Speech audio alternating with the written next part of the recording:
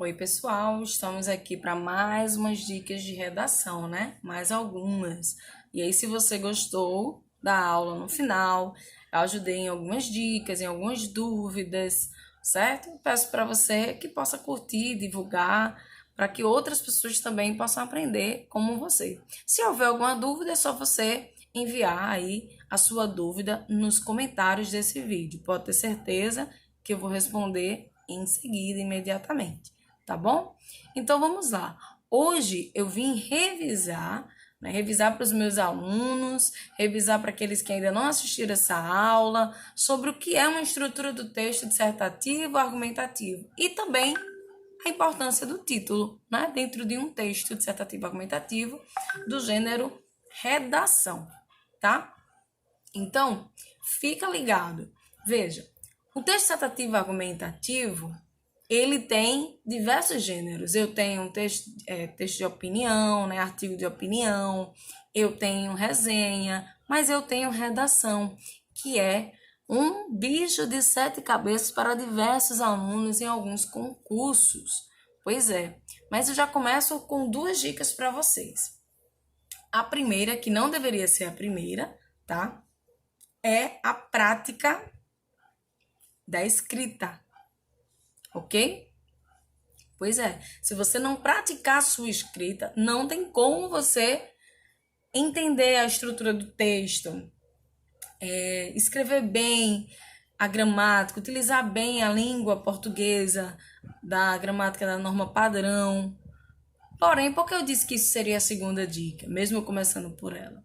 Porque não sabe escrever, não consegue escrever. Você não vai saber o que escrever se você não lê. Entende? Então, assim, por que dar o famoso branco no início do texto?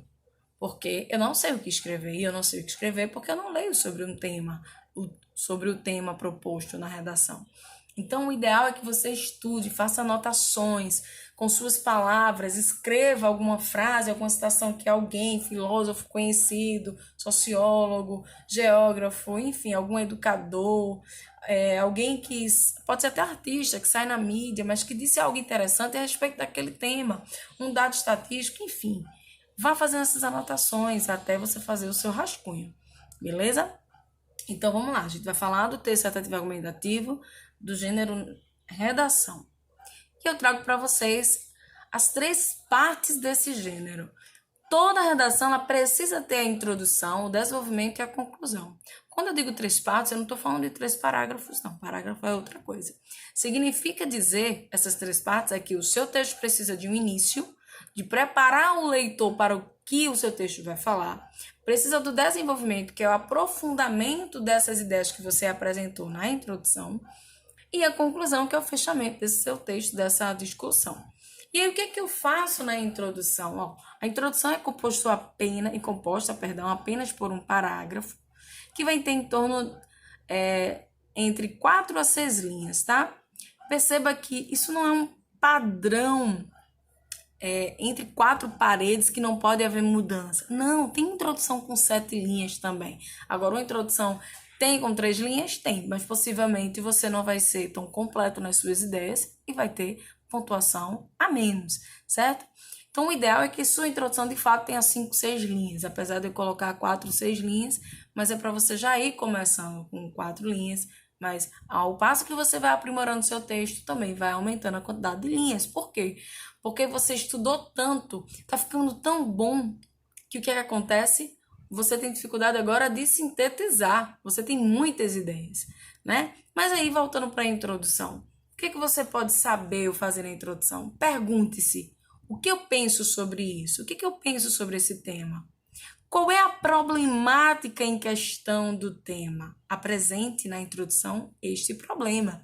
Porque se o tema está na proposta de redação, é porque tem um problema, tá? Ele pode ser um tema subjetivo, um tema social, não importa, mas tem um problema, tá? E é nesse problema, é sobre este problema que você precisa discutir sobre ele e na sua redação. E o desenvolvimento? O desenvolvimento ele vai girar em torno de 2 ou 3 parágrafos. Fica um conselho, tá? Para quem está começando agora a redação, ou ainda que não tenha começado agora, mas está em processo ainda de aprendizagem, faça só 2 parágrafos. Um não, 2, tá? 2 parágrafos. De um modo geral, os concursos exigem, né, de vocês no mínimo 20 linhas, de um modo geral. Lógico, isso vai variar de concurso para concurso, mas de um modo geral, são no mínimo 20 linhas, no máximo 30 linhas.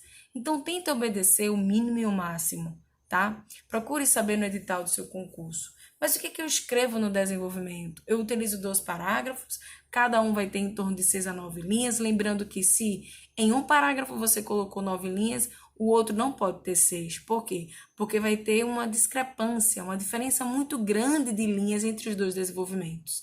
Então, fez com um com 9, o outro tem que ter no mínimo 7, 8 linhas, tá? Só que cuidado, se você faz desenvolvimentos muito grandes, você pode ficar com poucas linhas para concluir o seu texto, certo? Lembrando que o máximo são 30 linhas. E aí, o que você pode se perguntar, né, para fazer no desenvolvimento? Como eu posso provar isso? Isso que eu levantei, a problemática que eu levantei na introdução, como é que eu posso provar que ela existe? Quais as causas desse problema? Quais as consequências desse problema? Como é que isso acontece na sociedade? Certo? Então, são perguntas que vão te nortear, vão te ajudar e as respostas vão te fazer criar pelo menos aí um parágrafo, né? E no outro você vai colocar um repertório sociocultural que eu vou falar já já o que é, tá bom? Então, vamos para a conclusão. Na conclusão, eu vou usar apenas o quê? Um parágrafo. Mesma regrinha da introdução, de 4 a 6 linhas, o ideal é 5, 6 linhas, pode ter 7 também, não tem problema. E o que eu faço na conclusão? Bom, eu tenho 2 tipos de conclusão.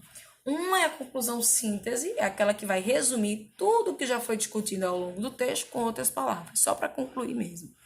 E a outra é a que vai oferecer uma solução para o problema que foi discutido ao longo do seu texto, tá bom? Então, ó, eu posso perguntar assim: como este problema, tô vendo aqui embaixo, pode ser resolvido? Né? Quais são as propostas que eu posso colocar? Qual é o agente? Quem pode fazer uma ação? O governo federal, o Ministério da Saúde, da Educação, do Desenvolvimento? Depende também do tema, né? Para eu escolher e especificar esse agente. A mídia, a escola, alguma instituição, a família, enfim. Mas que lição eu posso tirar também disso, né? Como assim? Diante dos fatos mencionados, da discussão feita, o que a gente pode levar para a vida? É muito importante isso numa conclusão que não apresenta proposta de intervenção, né? Por exemplo, o Enem, ele te obriga, na conclusão, a trazer uma proposta de solução. Mas, nos concursos de carreiras militares, por exemplo, essa, já não vai te obrigar, tá? Você pode tanto fazer uma conclusão síntese como uma conclusão de solução. Mas aí, se for a síntese, você pode trazer que lição você pode tirar a partir disso, né? O que a gente pode concluir a partir disso? O que a gente pode aprender com este problema para não fazer mais, para não praticar, para evoluir, tá? Para que a sociedade cresça, mude, ok?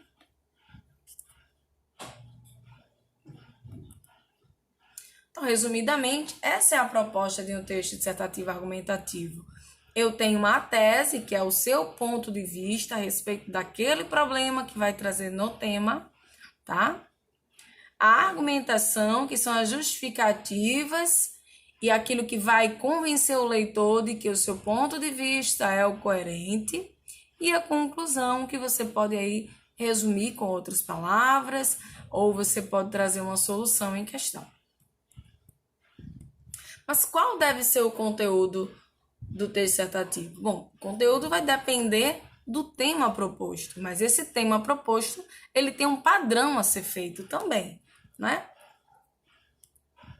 Por exemplo, você vai se expressar verbalmente com clareza. E eu sempre, a dica que eu dou é sempre essa. Você escreve para alguém ler.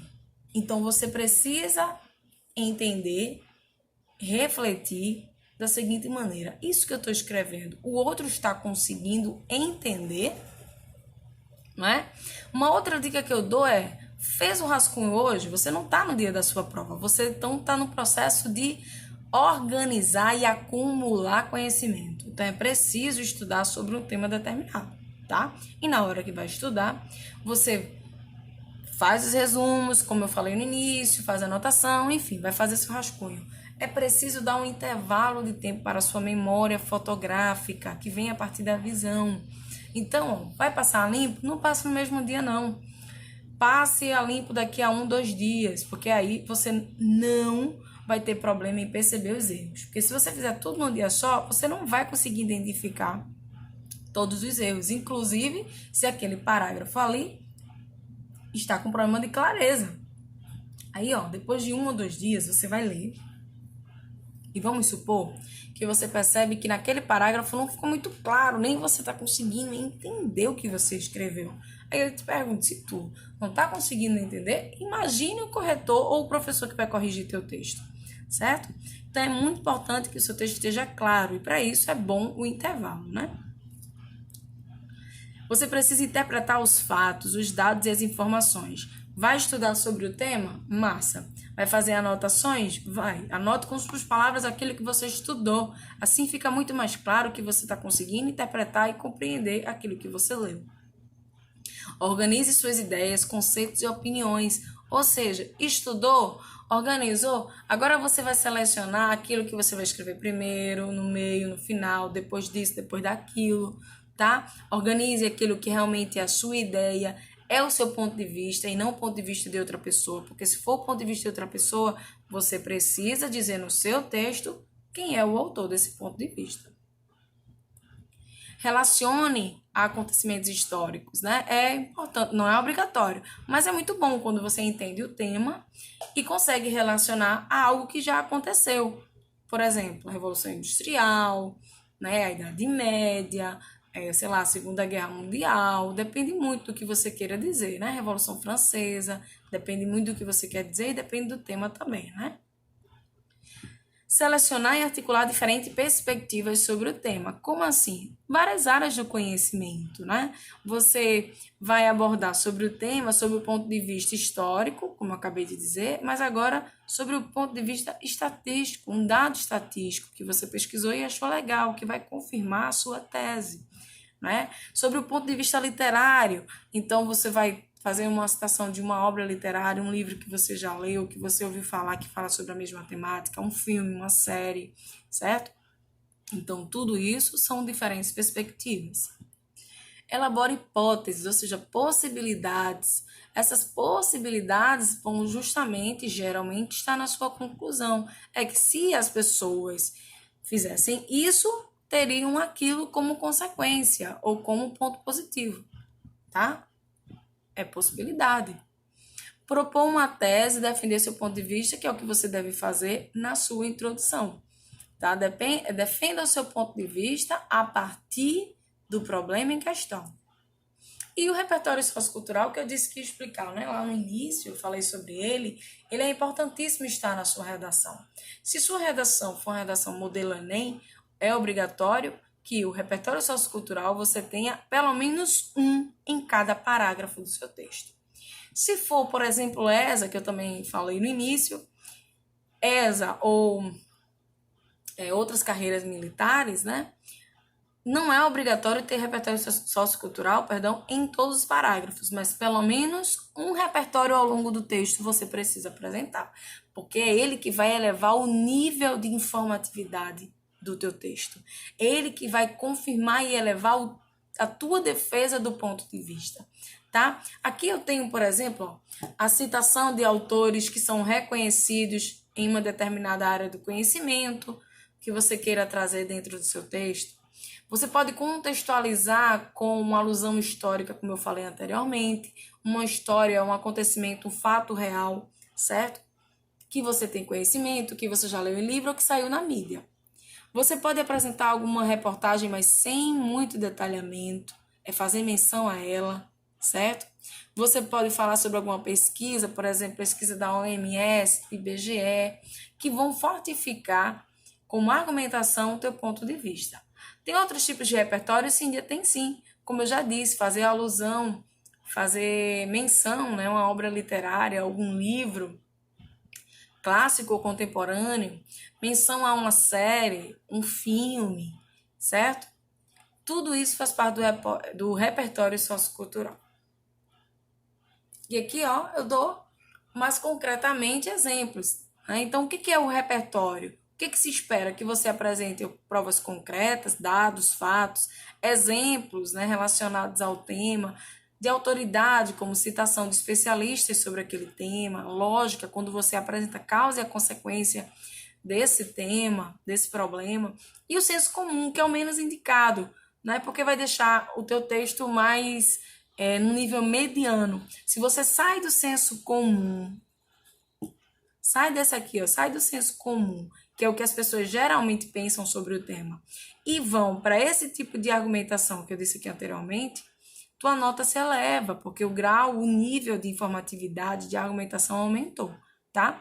E que áreas do conhecimento eu posso trazer? Qualquer área, gente, ó, história, geografia, sociologia, filosofia, política, cultura, arte, literatura, a própria mídia, tudo isso faz parte das áreas do conhecimento, né? De um conhecimento prévio que a gente já tem sobre esses estudos, sobre esse tema que foi proposto, ok? Só que há dois tipos de repertório sociocultural, aquele que é mais relevante e aquele que não é. Aquele que é superficial, quando não está articulado à discussão proposta pelo participante, né, pelo candidato, ou seja, você quer colocar um exemplo de repertório sociocultural, certo? Tá lá um tema proposto e você pensa assim, vou citar Descartes, penso logo existo, né? Porque é uma citação que dá para muitos temas, muitos mesmo. Então, você coloca penso logo existe, mas você só citou e disse que era de Descartes. É superficial esse repertório? É, porque você não articulou, não relacionou ao tema, só colocou lá e disse assim, ó, te vira professor, te vira corretor. Deduz aí o que eu quis dizer? Não pode, né, gente? Então, o ideal é que esse repertório ele seja uso produtivo, ou seja, você coloca lá, penso logo existo, mas relaciona a tua discussão, explica o porquê dessa citação, né? Não de forma direta, coloquei essa citação por conta disso. Óbvio que não, porque você não pode nem usar a primeira pessoa, né? O ideal é que você use terceira pessoa do singular. Então, nunca a primeira pessoa do singular, raramente a primeira pessoa do plural, que é o nós, e sempre a terceira pessoa do singular, que é o ele. Então, ao invés de você escrever eu posso, você raramente escreve podemos e sempre deve escrever pode-se. Percebeu a diferença do discurso da pessoa? Primeira do singular plural e a terceira do singular? Então, prefira a terceira do singular, certo? Então, o repertório sociocultural deve ser de uso produtivo. Você põe o repertório e relaciona a sua discussão ao tema, beleza? Por favor, evite certas coisas. Há uma dezena de coisas, né, ou milhares de situações que a gente deve evitar na redação e outras que a gente precisa colocar na redação. Mas eu selecionei aqui só algumas.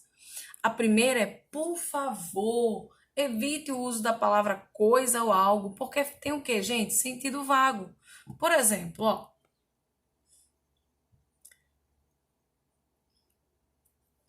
eu coloquei assim, no nosso dia a dia acontecem coisas ruins o tempo todo. Que coisas ruins? Mas que coisas são essas? Eu não defini, ficou vago. Então, prefira utilizar palavras como elemento, fator, tópico, índice, item e etc. Como eu poderia ajustar essa frase? Ó, assaltos, violências, falta de perspectiva são elementos que nos cercam no dia a dia. Percebeu agora? Quais são as coisas ruins que eu coloquei? Assalto, violência e falta de perspectiva.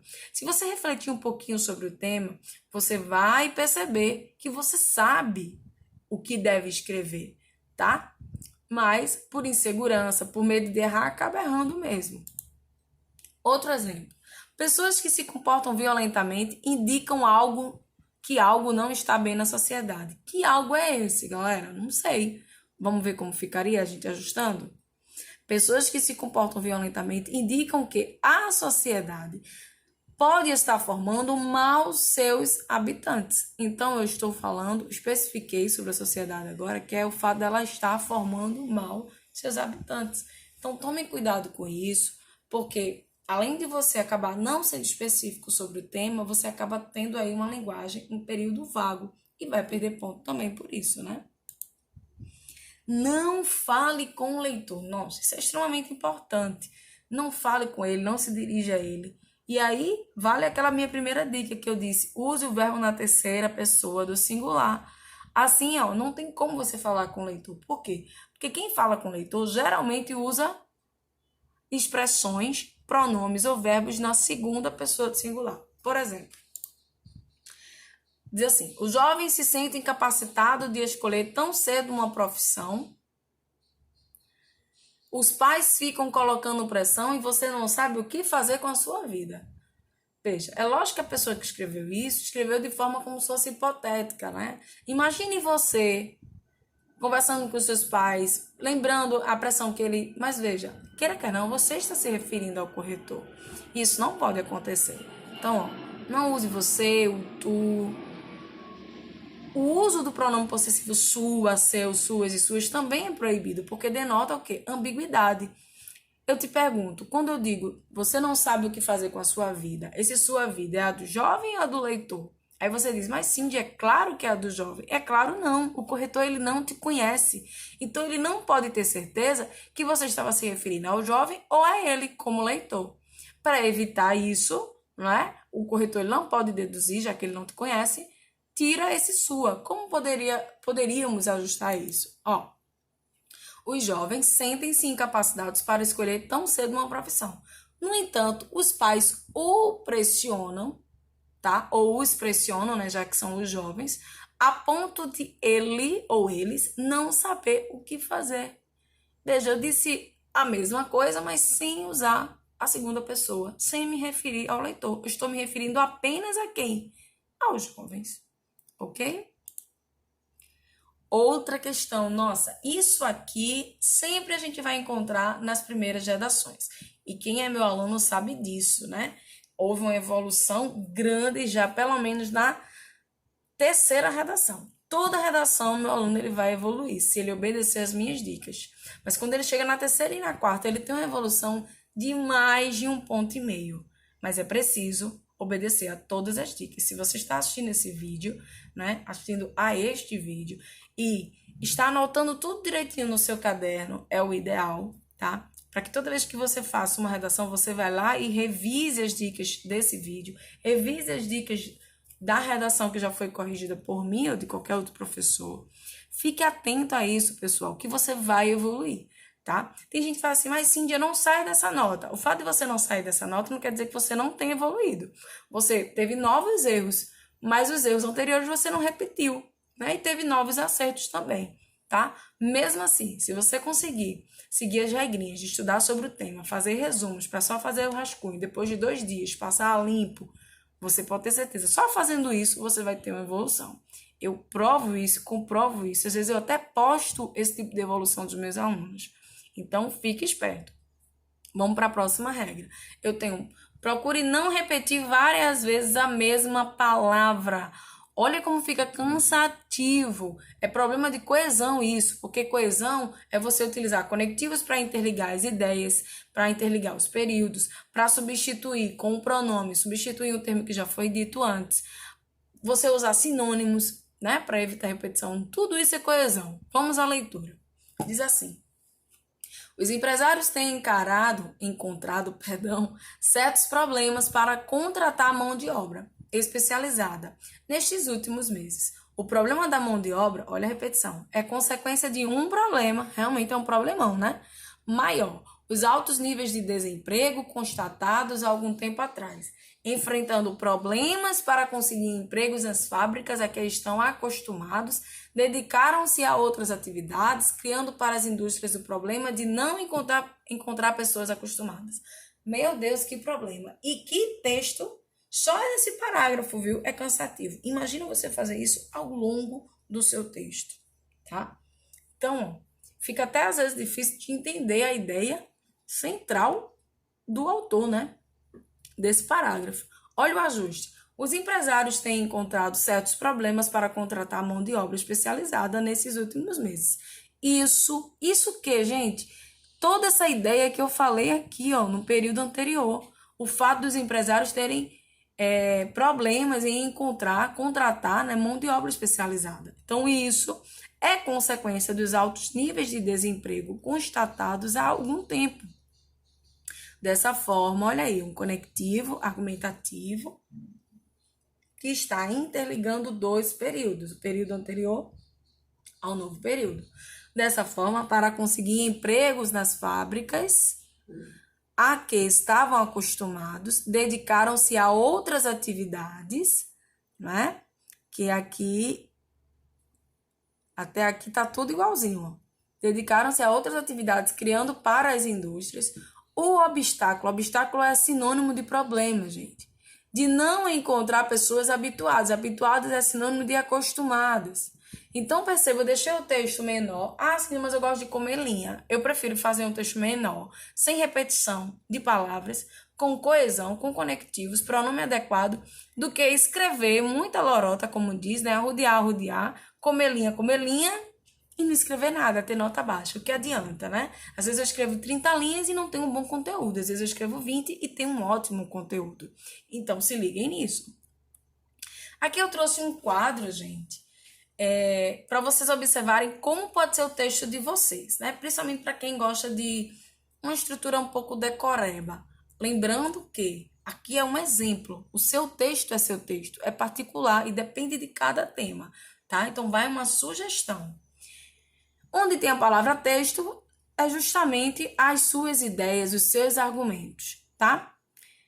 E aqui eu destaquei os elementos coesivos que todo texto deve ter. Não necessariamente tem que ser esses aqui, mas o seu texto deve ter. Quem é meu aluno já tem um material de elementos coesivos.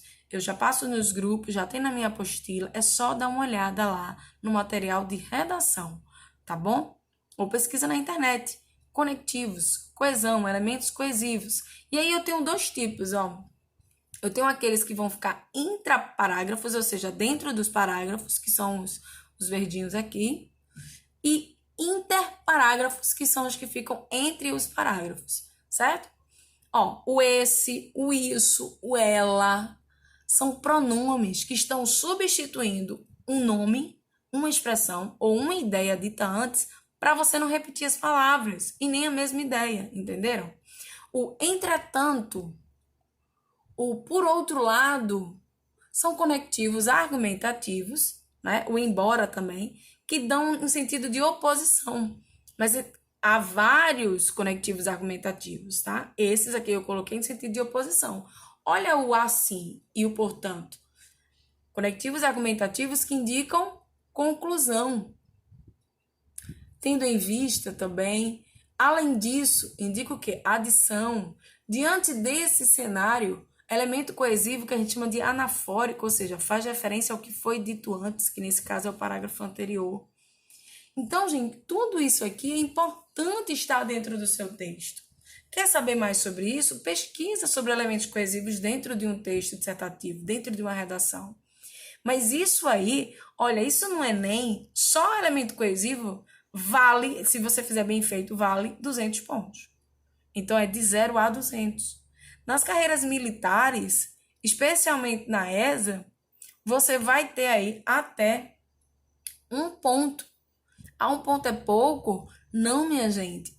Se você tiver mais um décimo, né, ou melhor, 2 décimos a mais nesse critério que é de coesão, você pode ser aprovado, porque o outro concorrente, o outro candidato não fez de maneira tão adequada, né? Porque também não é só usar os elementos coesivos como estão aqui, é usar de maneira correta. Por exemplo, você colocou o embora aqui, beleza, mas será que essa ideia que você está escrevendo indica uma ideia de oposição à anterior?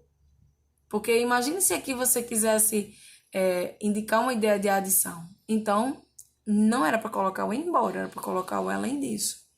Cíntia, mas aí eu já usei o além disso. Gente, olha o material, olha na internet. Não é só o além disso que indica a adição. Tem o ademais, tem o bem como, tem outro sim. Então, assim, não existe só esses elementos, existem muitos outros que você pode diversificar. Então, não é só usar elementos coesivos, é usar de maneira adequada e diversificando também, que vai aumentar a tua nota, certo? Então, você tem sinônimos também dentro desses elementos coesivos, para evitar repetição. Também é bom, tá? E aqui eu trouxe só uma dica para vocês de causa e consequência. Vocês podem fazer um parágrafo sobre isso, do desenvolvimento, sobre o tema. Olha o tema que eu trouxe.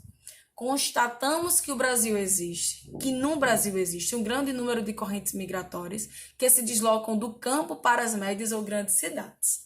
Então, quer dizer, as pessoas saem do campo para as cidades por diversos motivos. Olha, por quê? Você se pergunta. Quando você se perguntar, você vai entender melhor a causa. Gente, tem diversos motivos. Eu coloquei um aqui, ó. A zona rural apresenta inúmeros problemas que dificultam a permanência do homem no campo. Aí eu vou desenvolver quais são esses problemas, não é? Às vezes é a falta de emprego, falta de água, falta de comida,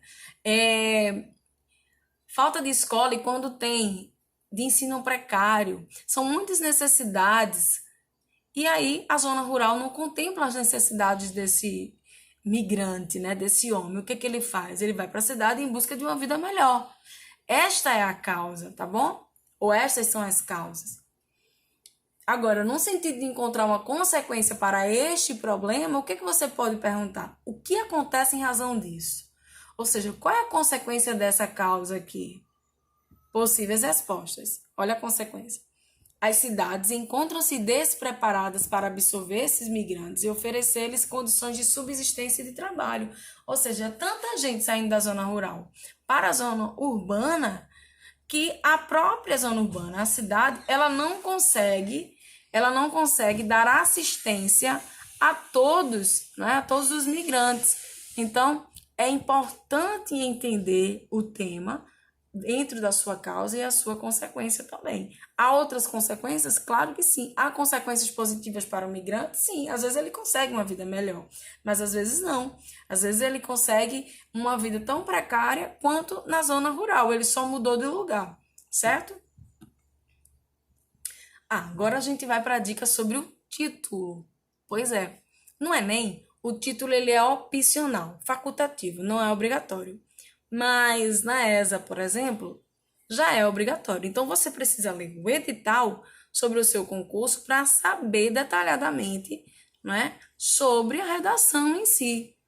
Então, às vezes você está acostumado a escrever uma redação que, de modo geral, a regra é a mesma, né? Mas há algumas nuances, algumas mudanças de concurso para concurso. Então, é importante ler o edital, é importante assistir a vídeos, videoaulas, falando sobre a redação daquele concurso que você vai fazer, certo? Então, eu tenho assim, ó, primeiro, né, de tudo, antes de ler isso aí, você precisa entender a diferença de tema e título. O tema, ele é geral para todos os candidatos, tá bom? O título, ele é individual, é do seu texto, que pode coincidir com o da outra pessoa ou não, certo? Porque, afinal de contas, às vezes a gente não é tão criativo. E na ESA, por exemplo, nem precisa ser tão criativo, só precisa ter um título para que você não perca 2 décimos, ok? Aí vai algumas dicas, né? Num tema, como a gente pode observar aqui, ó, ele é grande. A depender do concurso, às vezes o tema é bem pequenininho, né? Geralmente o tema tem verbo, tem tema que não tem verbo, mas ele é geral. O título, ele é uma expressão nominal, uma frase nominal sem verbo, tá? Mas tem gente que acha de colocar com verbo, como eu coloquei aqui, ó. O homem faz o próprio destino. Olha o faz aqui, é o verbo. Então, quando o seu título tiver verbo, ponha um ponto final. Quando ele não tiver verbo, como é aqui, ó, peguei isso aqui de uma redação antiga, a crítica da informação pura, esse ponto final tá errado. Tá? Então, frases com verbo, ponto final. Frase sem verbo, sem ponto final. Qual é o melhor, Cíntia? Qual é o melhor que eu devo usar? Um título com verbo ou sem verbo? sem verbo. O título ele deve ser curto, rápido, prático e resumir o seu texto. Por isso, o ideal é fazer um título após o texto, né? Ou seja, apesar do título estar no topo do seu texto, você deixa aquele espaçozinho para fazer só depois que terminar o texto. Beleza? E aqui eu trouxe alguns exemplos de tema, ou de temas, né? Para vocês verem como a gente pode criar um título muito rápido, sem muita dificuldade. Olha o primeiro tema. Vamos supor que o tema gira em torno de depressão ou suicídio, ou até mesmo depressão e suicídio. Eu posso fazer assim, ó, o mal do século. Por quê? Estatisticamente, depressão tem sido uma das doenças que mais tem matado pessoas, né? E o suicídio também tem sido ações, tem sido uma atitude fatal, né? De desespero de quem tem esse tipo de ação. Por isso tem sido considerado o mal do século. E a depressão, como eu disse, é uma das doenças que mais mata, ela vai perder para o câncer. Mas uma depressão, que é uma doença que começa na sua mente, ela pode sim trazer uma consequência física até a morte, ok? E aí eu trouxe também o mal do século, não só porque é uma doença ruim, né, considerada como mal do século, mas que a gente pode fazer referência à segunda geração do romantismo, também conhecida como mal do século, uma vez que muitos poetas, muitos leitores se matavam, né, muito cedo porque não tinham o amor correspondido ou proibido, né, não podia ficar com a pessoa a qual amava. Também trouxe o título Matar a Dor, que me faz aí fazer referência, eu posso até usar como citação Augusto Cury, que vai defender o quê? Ele vai dizer que a pessoa que se suicida, quer se suicidar ou já se suicidou, né? Ela não quer matar, na verdade, a sua própria vida. Ela quer matar a dor. Ela quer fugir daquela dor. Só que a forma mais rápida, prática e até impensável, ela não chega nem a pensar direito, é acabar com a sua própria vida, porque vai ser a solução para os seus problemas. Na verdade, não, né, gente? Mas, infelizmente, a gente sabe que isso acontece. Um outro tema é saúde pública no Brasil, do Brasil, né? Eu trouxe aí o título A Fila Pública da Morte, é um pouco pesado, porque... E também o Campo de Concentração do SUS, né? São dois títulos, eu coloquei um pouquinho pesado, mas para vocês entenderem que eu sei que eu fui até talvez um pouco criativa ou fui longe demais, mas vocês podem criar de acordo com o seu texto, tá? A minha ideia aqui é justamente isso, dar ideia para vocês, porque vê só, fila pública da morte, gente, quantas pessoas aí não têm condições de pagar um plano, né, privado, particular, e se submetem a quê? A ir para o hospital público, que esperam tanto a sua vez, esperam tanto que às vezes acabam morrendo ou contraindo outras doenças, até bactérias hospitalares. Então, assim, acaba sendo uma fila de espera que me traz a morte. E o campo de concentração? A gente vai fazer uma referência histórica nazista, né? Da Alemanha, dos seguidores de Hitler, do próprio Hitler, que prendiam pessoas, né, em campos de concentrações que eles consideravam como uma raça não humana, uma vez que ele, na verdade, é que tinha ações desumanas. Colocavam judeus, homossexuais, enfim, negros, em campos de concentração para a morte. Então, o que eu quis dizer com esse título, né? Parece-me que no meu texto eu vou fazer alusão ao nazista, no meu texto eu estou fazendo uma alusão metafórica e literal também, de que eu vou para o hospital público, né? Obrigado, porque é o único que me resta, porque eu não tenho condições, né? E aí eu vou para o hospital público, que é precário, e é um lugar que possivelmente eu vou morrer, porque se eu for esperar para ser atendido, bem atendido, ou com uma higienização, limpeza, né? Não é funcionários de qualidade, porque tem, mas sim quantidade para que possa assistir a todos os doentes, se eu for esperar por isso, eu morro lá. Entende?